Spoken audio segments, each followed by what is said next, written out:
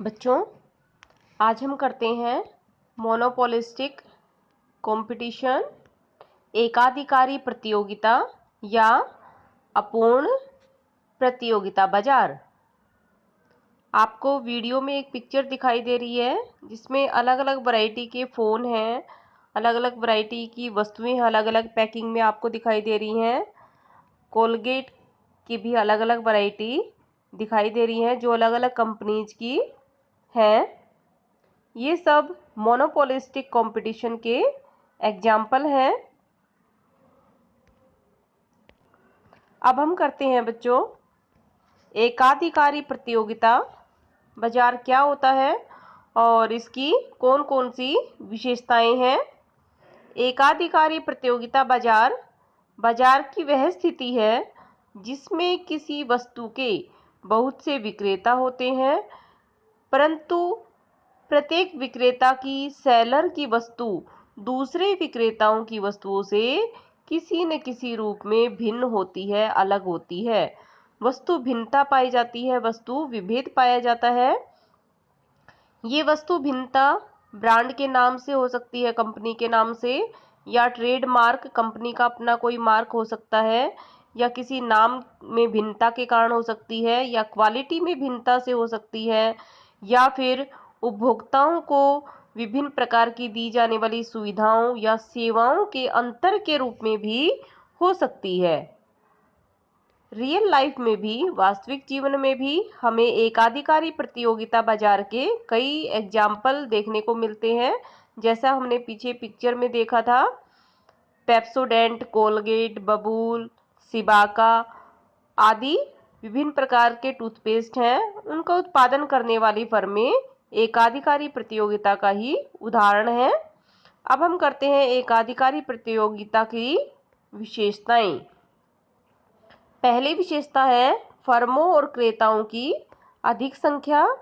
एकाधिकारी प्रतियोगिता बाजार में वस्तु का उत्पादन करने वाली फर्मों और क्रेताओं की संख्या पूर्ण प्रतियोगिता की तरह ही बहुत अधिक होती है, लेकिन फर्म का बाजार पर सीमित मात्रा में ही अधिकार होता है या नियंत्रण होता है।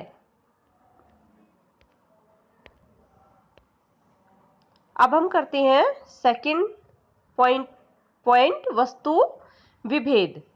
वस्तु विभेद भी एकाधिकारी प्रतियोगिता का मुख्य लक्षण है, मुख्य विशेषता है इसकी। एकाधिकारी प्रतियोगिता बाजार में वस्तुएं एक दूसरे की निकटतम स्थानापन्न होती हैं।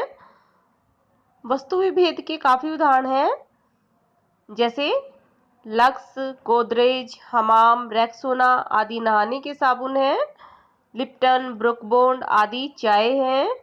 सिबाका, कोलगेट या अन्य प्रकार के आयुर्वेदिक टूथपेस्ट हैं, जो वस्तु विभेद के अलग अलग से उदाहरण हैं। तीसरा पॉइंट है फर्मों के प्रवेश और छोड़ने की स्वतंत्रता। एकाधिकारी प्रतियोगिता में पूर्ण प्रतियोगिता की तरह ही फर्मों को उद्योग में प्रवेश करने और छोड़ने दोनों की स्वतंत्रता होती है, लेकिन फर्म को कई कठिनाइयों का सामना करना पड़ता है, क्योंकि कुछ फर्में अपने उत्पादन पर कानूनी रूप से पेटेंट अधिकार प्राप्त कर लेती हैं और फिर दूसरी फर्में उनके उत्पादन को सेल या वैसा ही उत्पादन नहीं बना सकती हैं। जैसे कैंपा कोला है, दूसरी फर्म को कैंपा कोला बनाने की परमिशन नहीं है, दूसरी वैसी ही अपने उत्पादन के जैसा उत्पादन बनाने की कोई भी फर्म परमिशन नहीं देती है। कम गतिशीलता नेक्स्ट पॉइंट है। एकाधिकारी प्रतियोगिता में उत्पादन के साधनों और वस्तुओं और सेवाओं में कम गतिशीलता होती है, क्योंकि फर्म को दूसरी फर्मों से कंपटीशन या प्रतियोगिता का सामना करना पड़ता है। फिफ्थ पॉइंट है विक्रय लागत। फर्म को अपनी वस्तुओं को अधिक मात्रा में बेचने के लिए काफ़ी खर्च करना पड़ता है। फर्मों को अखबारों, रेडियो, पत्रिकाओं, टीवी आदि पर ऐड करनी पड़ती हैं, विज्ञापन करना पड़ता है और इन पर काफ़ी व्यय हो जाता है कंपनी का। इस प्रकार के खर्च को विज्ञापन व्यय कहते हैं। और एकाधिकारी प्रतियोगिता बाजार में फर्मों को विक्रय लागत पे करनी पड़ती है अपनी फर्म की के उत्पादन की सेल करने के लिए। 6th पॉइंट है अपूर्ण ज्ञान। एकाधिकारी प्रतियोगिता की अवस्था में वस्तु के क्रेताओं और साधनों के स्वामियों को वस्तु की विभिन्न कीमतों का पूरी तरह से ज्ञान या जानकारी नहीं होती है। उपभोक्ता किसी विशेष वस्तु को अधिक पसंद करने लगते हैं या उनकी तरफ आकर्षित हो जाते हैं और चाहे विक्रेता उसे किसी भी कीमत पर बेचे, वो उसी वस्तु को खरीदना पसंद करते हैं। 7th पॉइंट है गैर कीमत प्रतियोगिता। एकाधिकारी प्रतियोगिता में फर्म ग्राहकों को आकर्षित करने के लिए कई प्रकार से उपहार और अन्य सेवाएं प्रदान करके परस्पर आपस में कंपटीशन करती हैं और इस कंपटीशन को, इस प्रकार की प्रतियोगिता को गैर कीमत प्रतियोगिता कहा जाता है, क्योंकि इसमें वो कीमत सेम रखती हैं। अन्य उपहारों से, गिफ्ट से क्रेताओं को आकर्षित करती हैं।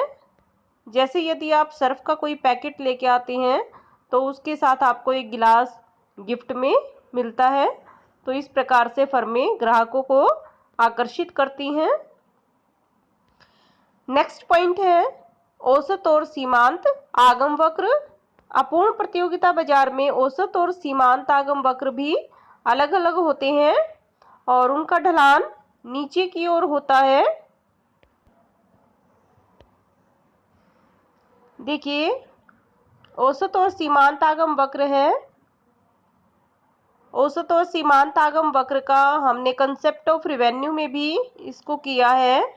ओ एक्सिस और ओ वाई एक्सिस है। ओ एक्सिस पर हमने आउटपुट को, ओ वाई एक्सिस पर रेवेन्यू को दिखाया है।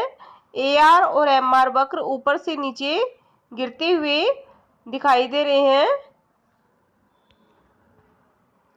ए आर और उसके नीचे एम आर दिखाई दे रहा है आपको।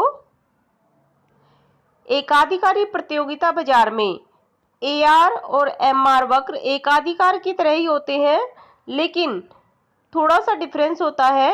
एकाधिकारी प्रतियोगिता बाजार में ए आर वक्र अधिक लोचदार होते हैं, जबकि एकाधिकार बाजार में कम लोचदार होते हैं, क्योंकि एकाधिकारी प्रतियोगिता बाजार में फर्मों के निकट स्थानापन्न होते हैं, उनके सब्स्टिट्यूट अवेलेबल होते हैं। इसी कारण ये ए आर और एम आर वक्र अधिक लोचदार दिखाई देते हैं। तो इस तरह से हमारे ये मार्केट के 2 क्वेश्चन कंप्लीट हो गए हैं।